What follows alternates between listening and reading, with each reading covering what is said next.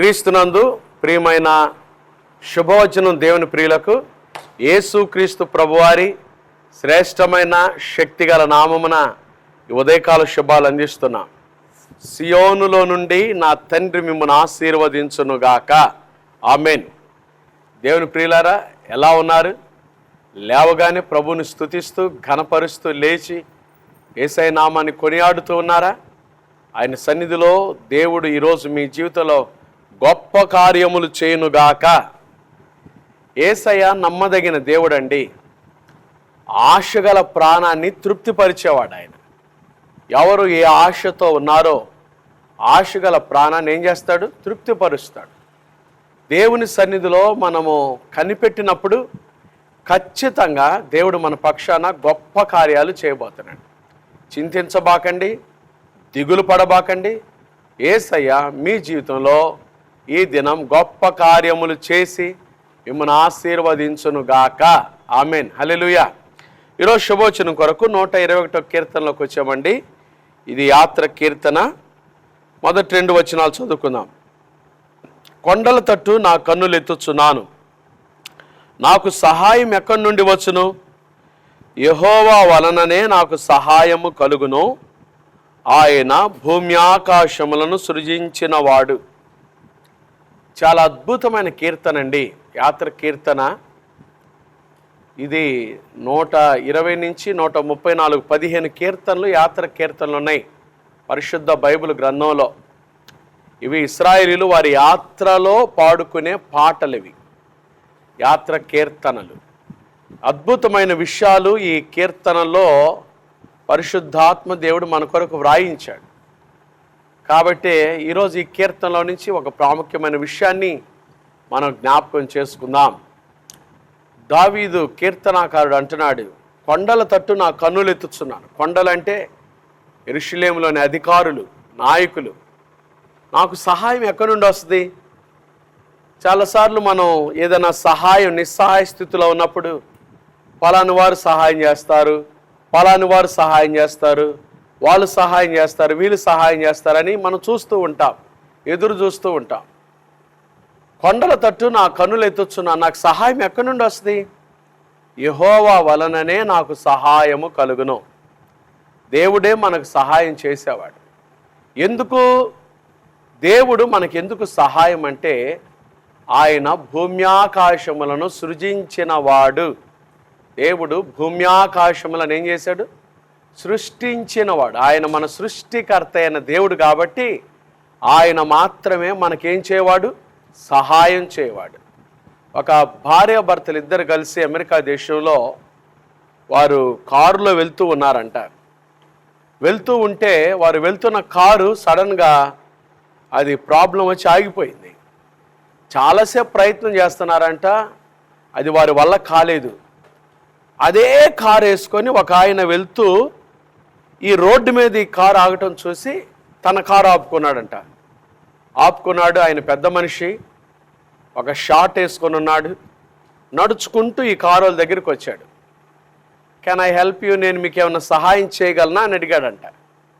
అప్పుడు ఆ కారులో ఉన్న యవనస్తుడు, డ్రైవ్ చేస్తున్న యవనస్తుడు అన్నాడు, గంట సేపు అయిందండి, నేను ప్రయత్నం చేస్తున్నాను, ఇది నా వల్లే కాలేదు.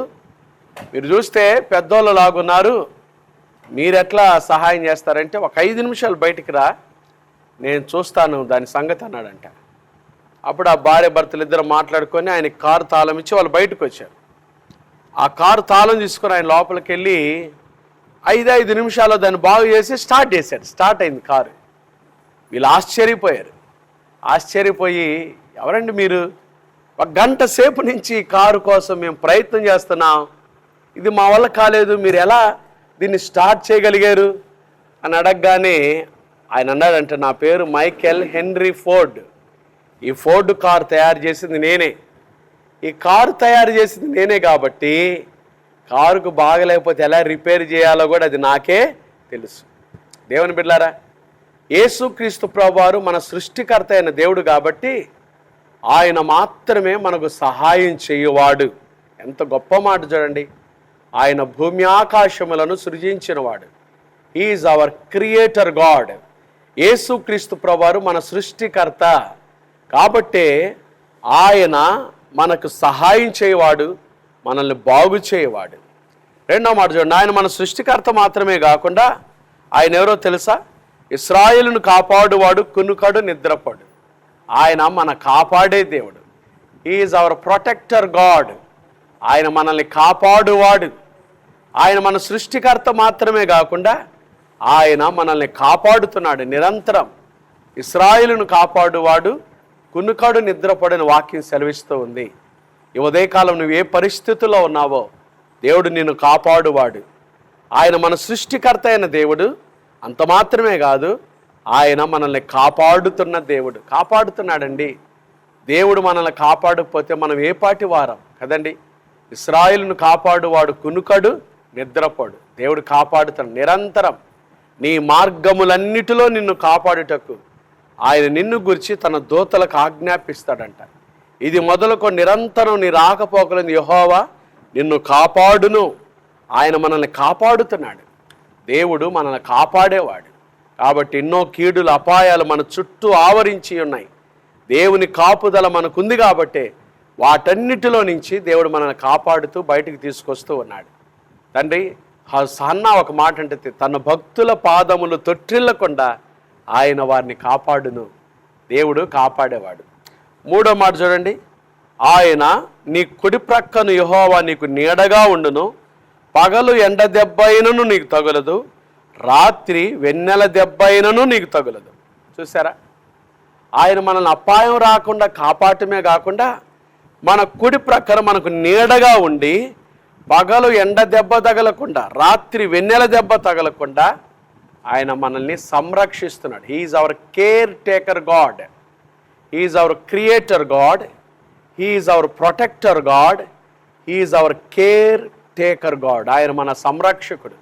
పగలు ఎండ దెబ్బ తగలకుండా, రాత్రి వెన్నెల దెబ్బ తగలకుండా నిరంతరం ఆయన మనల్ని కాపాడుతూ ఉన్నాడు. ఇంత గొప్ప దేవుని మనం కలిగి ఉన్నందుకు మనసారా నోరారా ఆయన మనం స్తుతించాలి. అదే ఈ కీర్తన సారాంశం. 121వ కీర్తన మనకు తెలియజేస్తున్న విషయం ఏంటంటే, దేవుడే మనకు సహాయం చేయవాడు. ఎందుకు ఆయన మనకు సహాయం చేయవాడంటే, ఆయన మన సృష్టికర్త అయిన దేవుడు, ఆయన మనల్ని కాపాడుతున్న దేవుడు, ఆయన మన సంరక్షకుడైన దేవుడు కాబట్టే ఆయన మనకు సహాయం చేస్తాడు. ఈ ఉదయకాలం నువ్వు ఏ సహాయం కూడా వెళ్తున్నావో, ఏ క్లిష్ట పరిస్థితులు కూడా నడుస్తున్నావో, యేసయ్య నీకు సహాయం చేసి నిన్ను నీ బిడ్డలను ఆశీర్వదించునుగాక, నీ కుటుంబాన్ని దీవించునుగాక, నీ బిడ్డల్ని దీవించునుగాక. ఆమెన్. ప్రార్థన చేసుకుందామా? మహాపరిశుద్ధుడు అయిన మా తండ్రి, దయగల దేవా, ప్రేమాస్వరూపి, మీకు స్తోత్రాలయ్యా. ఈ ఉదయకాలమున శుభోచనం ద్వారా మాకిచ్చిన ఈ వాక్యాన్ని బట్టి స్తోత్రాలు.